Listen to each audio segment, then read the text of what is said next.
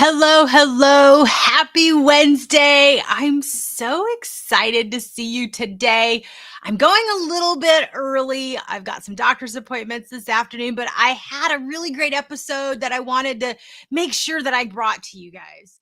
Today, we're going to be talking about the 9 lies that people tell you about being a good networker. And more specifically, these lies I hear often are from educators, sales professionals, and bosses. And so I feel like this needs to be brought to the table. It's been a conversation that I've been having over and over in the past week. So I thought, let's go ahead and bring it to all of you. Love to get your input. So get up and chat and make sure that you're playing along with us. Let me make sure I've got that turned on. Awesome. So thank you guys for being here. I'm Laura Morlando, the Stress Commando, and I am the founder and CEO of Down and Dirty Networking. So what is Down and Dirty Networking? We are an online community that is 100% focused on relational networking.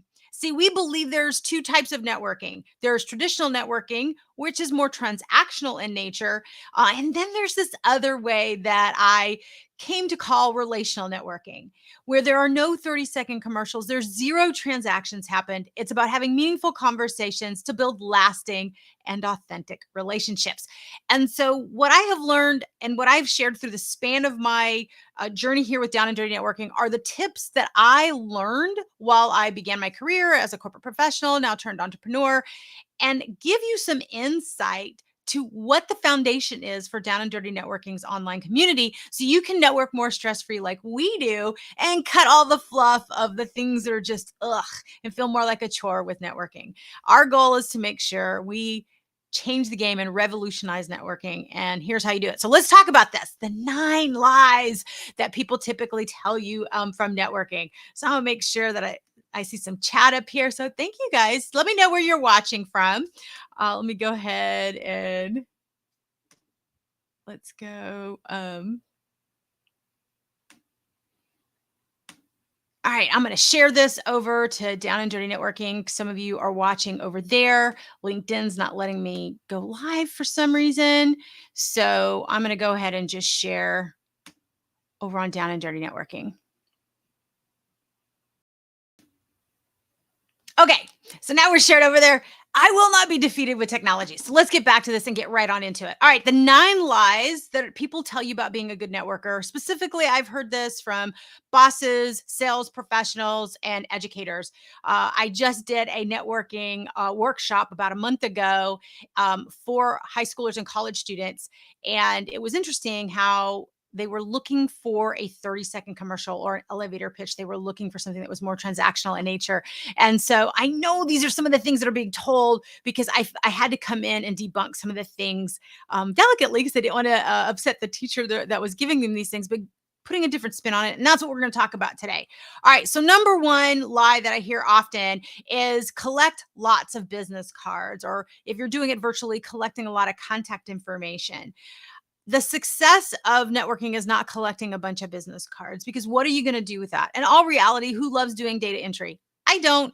And though there's a whole bunch of wonderful tools now, especially AI related, that can scan that information and allow you to connect with all of those people. What you're really going to do with those business cards is one of 2 things. Either A, you're going to mass spam everybody an email that they don't want to have because they don't want to be spammed that way, or you're going to have to physically make phone calls to personally connect with everybody. And that is a good way to do it. It's better to do it one to one to one, but it's very time consuming. So if your focus is to collect as many business cards as possible to kind of fill the pipeline, as it were, because you're focused more on transactional networking, more of the things that we know traditionally, this is not the most effective use of your time. You're going to feel like you're a professional networker or a professional data entry person, always entering data of business cards and having these stacks and wondering, what the heck am I supposed to do with these? I know this because this is what I was told. My boss, when I transitioned from international into local sales, told me that the measure of the success of the event was how many business cards did I collect. And so most of the events I attended were in the evening. So the next morning, he would ask, how many business cards did you collect? And so in my brain, this is what the measurement, what you're supposed to do with networking. And it's not. And then afterwards, you're like, what do you do with all these business cards? It was like, this is ridiculous. So I satisfied and I was obedient and I did what he wanted. I satisfied the requirement, but I quickly learned there's a better way and a more effective way. It's better to walk away with two business cards or three business cards, but you've made a meaningful connection and they're expecting to hear from you so that when you call them back, you absolutely can have a conversation and schedule some time for something more meaningful. If you just have a stack of cards, the likelihood of someone remembering who you were is going to be little to none. And it's going to be harder for you to create a connection. And like I said, you're going to feel like a professional networker, a professional data entry person going through these motions without anything that's really meaningful. It's going to feel very task oriented. So I would suggest really go for making more meaningful conversations and making deeper connections, even if it means you only walk away with a couple of business cards. So do not focus on how much data you collect, focus on how many connections and conversations you make when you're at an event, whether it's online or in person. All right, so that's number one. Number two, have the perfect elevator pitch. Like I tell you, I get asked a lot to give the perfect elevator pitch. And there are certain groups that require you to have an elevator pitch or to have a 30-second commercial. So if you're looking for a job, there might be some networking there that does require you to have an elevator pitch. Or if you're doing more of a leads group, some of the leads groups do require you to have a 30-second commercial. And there is an art to that. And I highly recommend that you be as concise as possible. But what I would encourage you to do is, regardless of the situation, if you are required to do a pitch, I would encourage you to do it more from a question, a problem that you solve. And hey, I love to solve that. Would love to chat with you more about that. As opposed to throwing the kitchen sink at everybody. Most 30-second commercials are, let me tell you everything that I can do about down and dirty networking because I want you to be there. I want you to be part of my community, buy my stuff.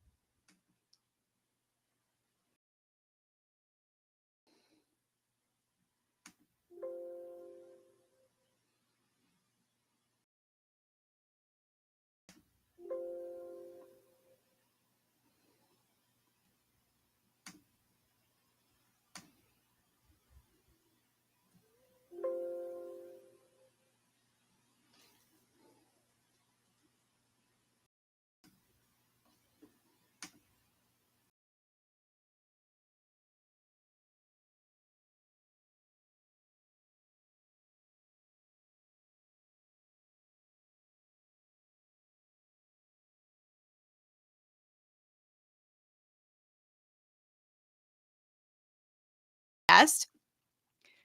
He probably saw an episode with the guest where I got kicked out.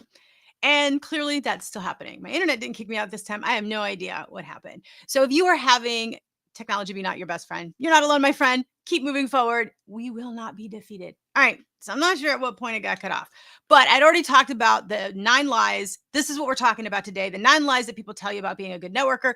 Most of these lies I've heard from sales professionals, educators, and bosses.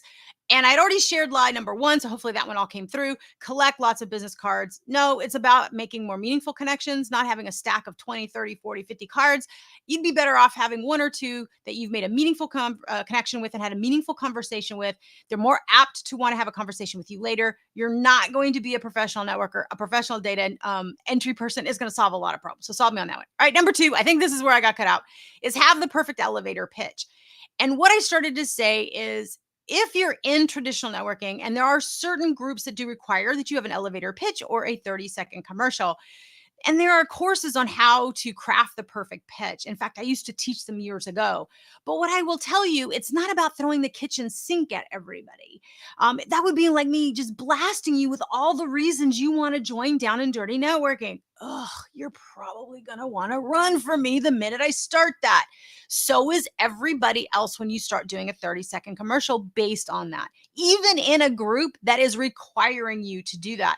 What I have found to be far more effective, it is say, hey, today I'm seeing this common problem. Have you ever, so for example, hey, have you ever really just dreaded networking and felt like it's much of a chore and it's something meaningful and you just want to go, oh, if that's you, would love to invite you for a Conversation Connections, a test drive of Down and Dirty Networking, our 100% relational networking community. If you're interested or you know someone who is, pass your business card, put your information in chat, and let me know. And you just leave it there. One thing, not 10 things, short, sweet, to the point, and people will lean in. If you're going to a group that's weekly and they're requiring you to do a 30-second, change it every week. Change it every week, or pick a theme of the month. And so for 4 weeks, I would give that. And then 4 weeks, I would give a different one so that you could have different people hear things. And this is how you stay fresh and relevant. All too often in traditional networking, people use the exact same 30-second commercial. And if other people hear it over and over, they start to tune out and it becomes background noise and it's no longer effective.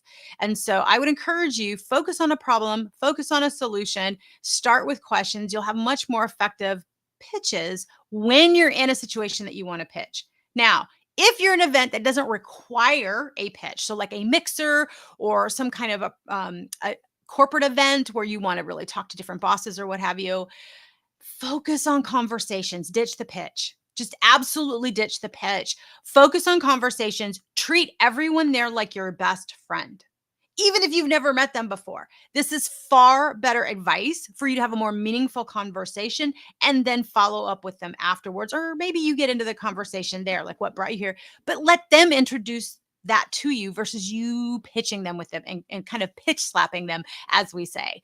So I would say don't worry about having the perfect pitch unless you're going to a traditional networking event, something that might be more of a chamber or a BNI or a leads group. Those specifically do require it.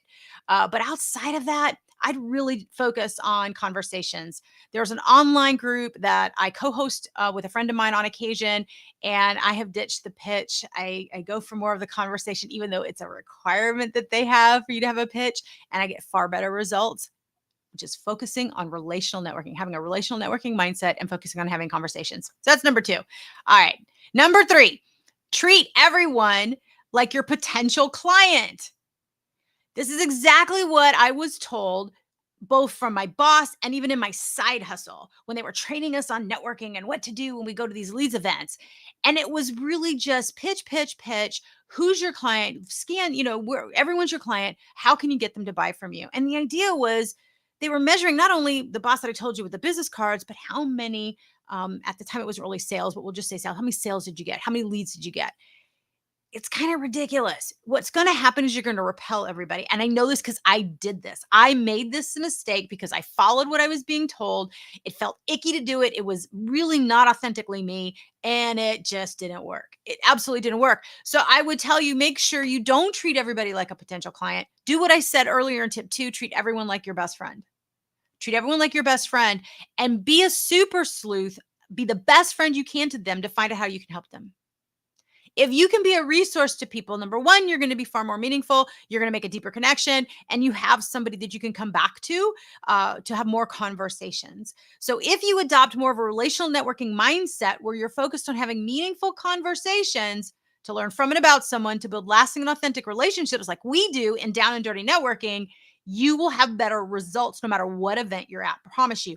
I have been doing this for years and training corporations and entrepreneurs and sales professionals and leaders across the country on this concept long before I ever built the community. And I promise you, when we did it from an internal standpoint, when people would engage at this level, when they were corporate professionals across departments utilizing some of the workshops I would have them do, or whatever their industry was, they 100% raised their vibrational energy, had more meaningful conversations, and found solutions they never thought would be possible. It was remarkable what people were able to accomplish, things they didn't even think were going to be possible. So I promise you, do not see everyone as a potential client. Treat them like your best friend. All right, number 4, you have to know how to work the room. You have to know how to work the room. I actually took a course about how you work the room because I felt I needed to know that. I'm an introvert. It's very awkward. It's a huge energy spend for me. I always not know what to say. And when I get nervous, I get chatty and not in a good way. And so it's fast and it's just bam, bam, bam, very fire hose. And it's one thing to talk fast.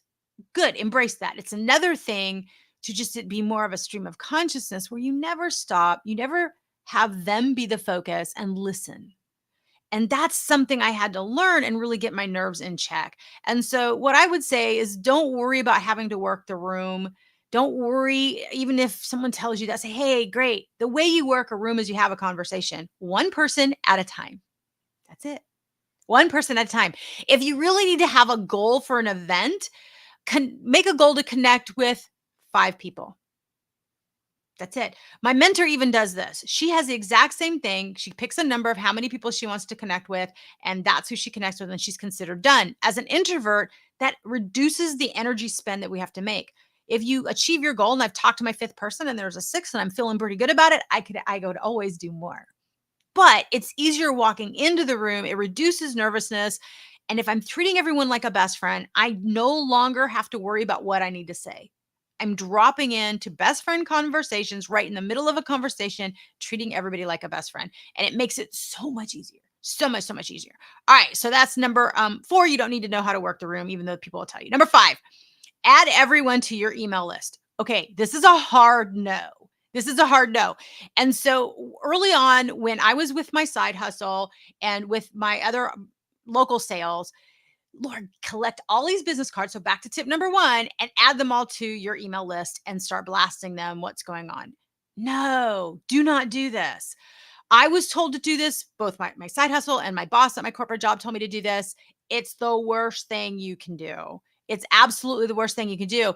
And I got so known for not doing this and speaking against this and being a speaker at a lot of local groups that when somebody from a corporation or even from my side hustle in the direct marketing industry would do this, they would forward me the email that they got slammed in and said, hey, Laura, would you educate this person? And I cannot tell you how many great connections I made with these people saying, hey, I just found out that you forwarded this email to so-and-so. I have a really great tip. I'm in your industry. I've got a really great tip for you to get better responses. Call me back if you're interested, or reply to my email if you're interested. And the ones that called me back had the same reaction that I did when someone poured love into me and coached me a different way. And I was like, oh, that makes so much sense. And they went on to do great things and have meaningful conversations and change the game. And networking was huge for them when they did it right, when they used networking more effectively. So no, do not put everyone on an email list because you will be known for being spammy. You will be known for being salesy. If you want to just be completely avoided at every turn, yeah, go ahead and do that. That's like selling everybody in the room. That's like even worse to go put them on a list. Don't do that. Don't do that. I say that with severe sarcasm. So if it's not coming through, let me go ahead and let you know. All right. So, all right. That was number 5. So number 6, join as many groups as possible. My boss told me this, get into as many as you could. My side hustle told me this as well. And here's the thing. Yes, you get exposure, but what you lack is the time to actually follow up and have follow-up conversations with the people that you meet. This is where you really start to feel like you're a professional networker, but you're not getting anything done. You're not working your business. You're not making any money. And so this is where I would say, I mean, early on, maybe attend a few, but pick 2 that really resonate with you. And then go all in on those 2, really showing up powerfully, developing as many relationships as possible, and do that. Early on when I moved, I think I was in 6 different networking groups. It was exhausting. I was spending a ton of money on gas. I was spending a lot of travel time. And when I really did the math on how much time I was spending actually working, it wasn't very much time. But I had all of this. I mean, it was fun doing some of the networking, even though it was awkward and as an introvert, but it really wasn't effective. So I would strongly advise against that. I would recommend, yes, early on, find go to a bunch, find the one that really fits, but pick 2 and go all in on those 2. So you have time to follow up, time to have more meaningful conversations, and time to nurture your existing network. Don't scope a ghost. So don't do that. All right. Number 7, scan the room for potential clients. One of the things, first I already told you, don't treat everyone like a potential clients. But one of the things that drove me nuts is I would be having a conversation with somebody at an event and they're doing one of these numbers, looking around, listening to me, nodding, but they're already scanning the room for who they're going to talk to next. At that point, I know they are no longer really interested in having a meaningful conversation, and I tune out. And so what's so fascinating to me about this is invariably, once I had established myself as a networker, what was so hilarious is they would be brought back to me by somebody I knew. Have you met Laura? Oh, yeah, actually, we did. And we had a really good conversation. And I said, well, you were so interested in meeting other people. I hope you did. At any point, I'm like, why are you introducing me to? Yeah, I am connected to a lot of people. And I would throw the number out. And they would just, their eyes would get big. And I said, so if you're open to having a conversation, give me your information and I'll reach out to you. But if not, no worries. I hope you had a great event. I will love you where you are. If you want to be a traditional networker and a salesperson and pitch everybody, go for it. I will give you my best advice because it was given to me. And if you choose to not take that advice, which is totally your prerogative, then that's on you. But I do not want to be surrounded by people that all they care about are one-way conversations and what they can get from me. I will bless and release those people all day long. I have over and over and over again, and I highly recommend you do the same. And the same is true in the corporate setting. If all they were interested in was schmoozing or trying to, when I was a boss, I didn't want anything to do with it. I wanted more of a meaningful conversation. And and though I didn't have the vocabulary yet to articulate it in that manner back then, that's exactly what it was. And so if you're watching this and you're a corporate professional or you're an entrepreneur or a business owner and you're thinking, "Oh my gosh, networking is so ugh," this is how you love networking again. Just omit all of these lies that I'm telling you, and I promise you, you will start to love networking a whole lot more. All right, so don't scan the room. That was number 7. Number 8, leave groups that aren't generating leads. All right, here's why this is a lie. It depends on the group that you're attending. I'm part of an association, the American Businesswomen's Association. This organization is about growing women personally and professionally. There's a wider range of things. Networking support is only one of the many tenets of ABWA. It is not a networking group. That's not the sole focus. So if I measure this association only by the amount of sales, I have absolutely missed the mark on that association.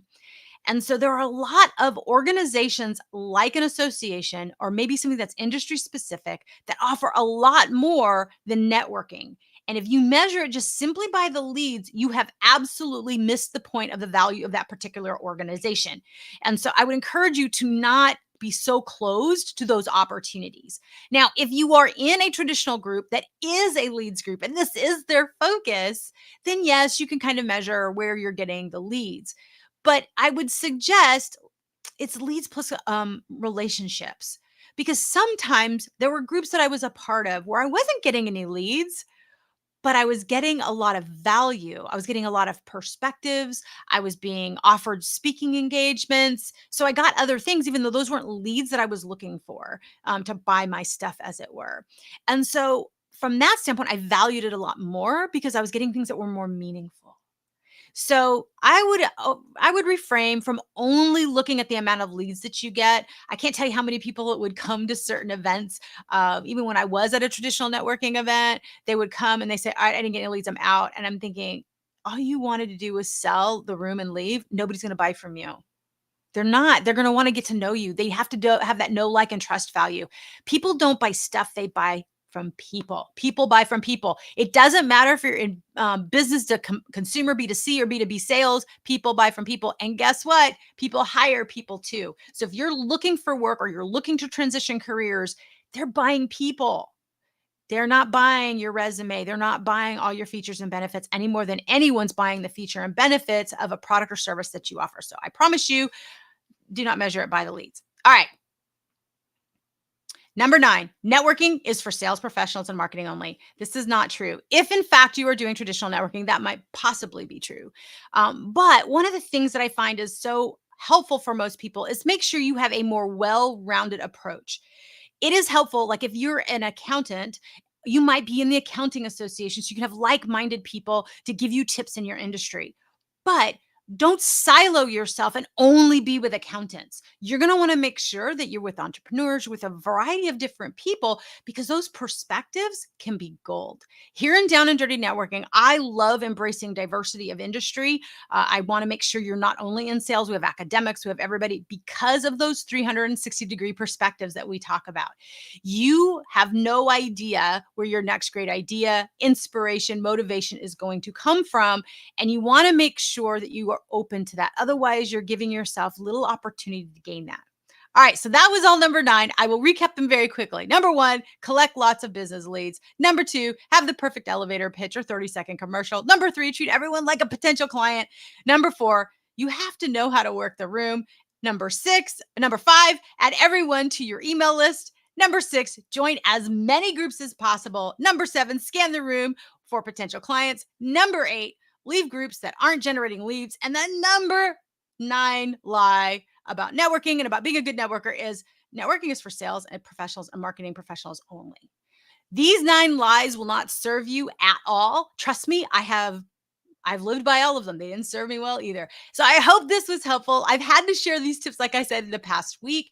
And all of these things are omitted out of Down and Dirty Networking because we are 100% relational networking. So, which lie resonates with you more? Which lie did you believe? Like, oh my gosh, this is what I thought networking was. Drop in the chat. Let me know. Or if you feel like maybe a more private conversation, go ahead and drop me a DM. I would love to know what your thoughts are. Or is there a lie that I missed? Is there one you're like, Laura, you missed this one? This is another one that needs to be added to the list. Is there number 10 or an 11? By all means, share that as well. Now, every Wednesday, I go live sometime between 3:30 and 5:30 p.m. Central Standard Time for this live networking know-how. I went a little early for the doctor's appointment that I got to hurry up and run to. But you also have access to our Down and Dirty Networking Facebook and LinkedIn page. We have articles, we have different tips and other videos there that you can engage with. We've got a great article dropping tomorrow. You want to stay tuned for that. Also, on our YouTube channel, on our Down and Dirty Networking YouTube channel, we have different videos with different topics that are curated playlists so that you can get additional tips so that you can network more effectively, like we do here in Down and Dirty Networking. And dare I say, maybe start to love networking again, because your net worth is your network, and you need to make sure you've got the right mindset to get that net worth and to be able to get the network that you love. All right. I hope this was helpful. I can't wait to hear your comments. So drop a thumbs up, tag a friend, or share if you feel this was helpful to those for you and for those that you know. Thanks so much for watching live, and I will see you next Wednesday for another episode of Networking Know How. And until then, happy networking.